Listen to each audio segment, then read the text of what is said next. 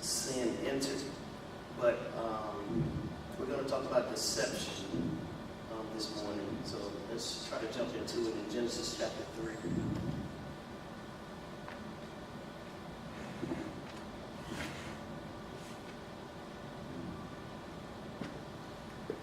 Genesis chapter 3, verse 1, it reads, "Now the serpent was more crafty than any of the wild animals the Lord God had made. He said to the woman, 'Did God really say, you must eat from any tree in the garden?' The woman said to the serpent, 'We may eat fruit from the trees in the garden. But God did say, you must not eat fruit from the tree that is in the middle of the garden. And you must not touch it, or you will die.' And the devil comes back and he says, 'You will not certainly die,' the serpent said to the woman. 'For God knows that when you eat from it, your eyes will be opened, and you will be like God, knowing good and evil.' When the woman saw that the fruit of the tree was good for food and pleasure to the eye, and also desirable for gaining wisdom, she took some and ate it. She also gave some to her husband, who was with her, and he ate it. Then the eyes of both were opened, and they realized that they were naked. So they sewed fig leaves together and made coverings for themselves." One, you see on Genesis chapter 3 how the devil infiltrated the first thing on earth, which was family. And the devil hasn't stopped trying to get into our family life. He's been trying to start getting into our family life since the beginning of time. If you divide the family, you can isolate the person. And if you can isolate the person, the enemy can conquer more by dividing and then trying to conquer you. So since the beginning of time, from when Adam and Eve were together and their marriage was joined, the devil has always, and the enemy has always tried to attack family.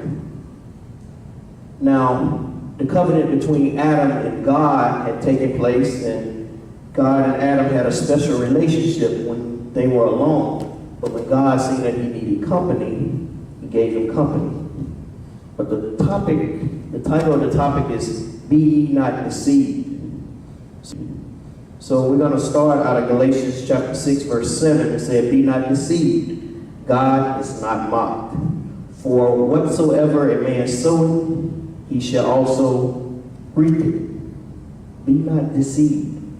It says the same thing in 2 Timothy chapter 3, verse 5. It says, "Having a form of godliness, but denying the power thereof, from such turn away." And it also illustrates that being deceived in Colossians chapter 2, verse 8. It said, "Beware lest any man spoil you through philosophy and vain deceit, after traditions of men, and after the rudiments of the world, and not after Christ." And oftentimes we'll see situations in our life where you have people, you have the enemy, or you have some of your friends, you have relationships that go against the grain that you were ingrained with, the thing that your parents taught you, all these good values. People go against your values, and they go against the grain on what you're supposed to do that's right in your life.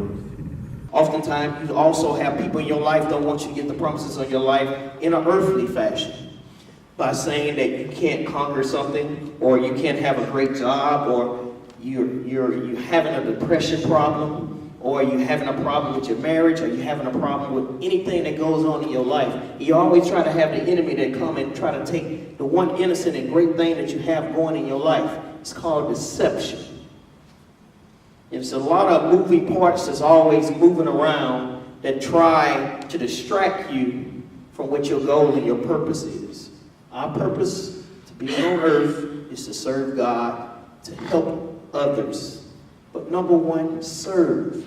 That is what we must do first, serve. Deception is often misled by a false appearance or statement. Deception is next door neighbor to witchcraft. Witchcraft is an irresistible influence or fascination presented which is not true. There have been individuals who are imposters or have different motives when approaching certain people. Watch out for ungodly people who try to betray you for their personal gain. In this season, watch out for people who would try to start relationships with you for their personal gain. People will try to attach themselves to you and leech to you until they get what they want from you. Some people want fame. Some people want money from you. Some people want security. Some people want a high position or a greater job. But most of all, they want still that personal gain through their deceit. Always combat a deceiver with the word of Jesus Christ. The enemy will date you before he commits to you, or commit to get what he really wants out of you. In the dating scene, when me and you date, or when we were dating, you basically date somebody to get to know them, to get to know their weaknesses, to get to know their strengths, to kind of see what angle you're going to go in at them, if you're going to be committed to this person or if you're not going to be committed to this person. Will this be short-term and long-term? But the enemy will date you to strictly find out your weaknesses and your strengths so he can gain an advantage to get what he wants. Can I get an amen to that? Manipulative deceptions occur when deceivers hide something from you, when they omit or distort and exaggerate information to control your choices and decisions.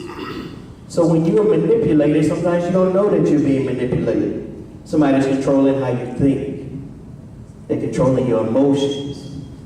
They're playing off your emotions. They're playing off your response. But they're doing it for evil deceit.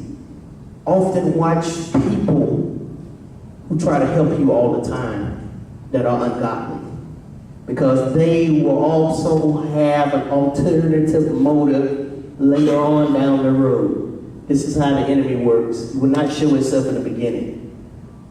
The enemy will always have a long game in your life. He will not present himself as being evil up front. He will present himself as being kind.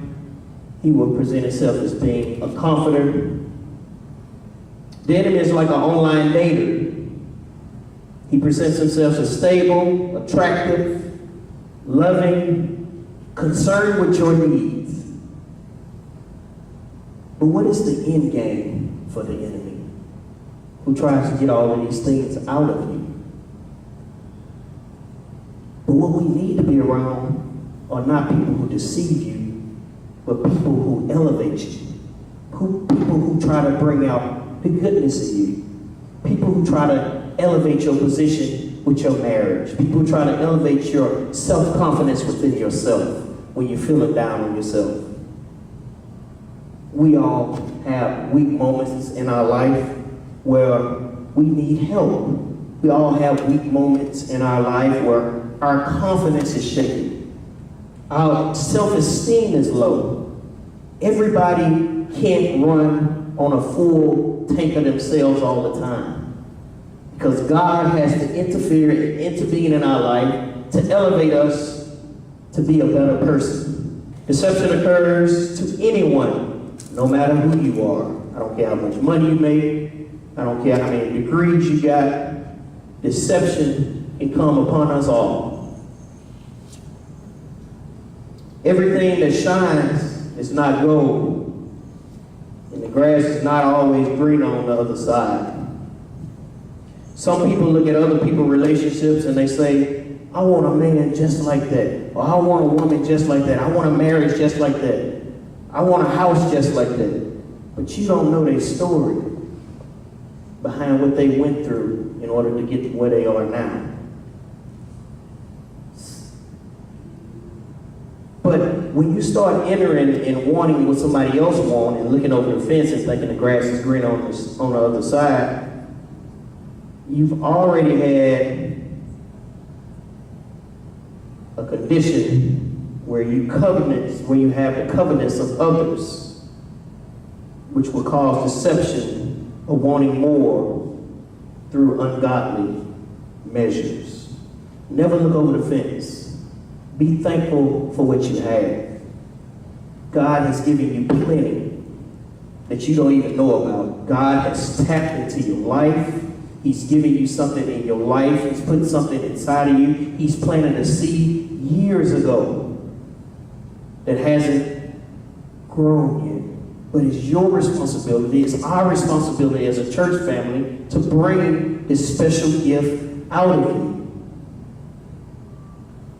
But don't be deceived and don't think that you can't have more in life. Don't ever think that God is not blessing you while you're going through your storm. Don't ever think that God has abandoned you when you need Him most. He's always there, and He's always on time in the season. Deception. Watch out for deception in this season. Because in this season, I want you to be mindful, I want you to be watchful, and I want you to watch out for people who will try to deceive you.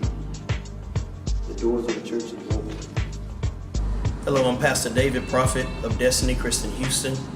I want you to come join us at 19001 Beechnut Street, right here in Richmond, Texas, at Destiny Christian Houston. Come and join the Destiny family.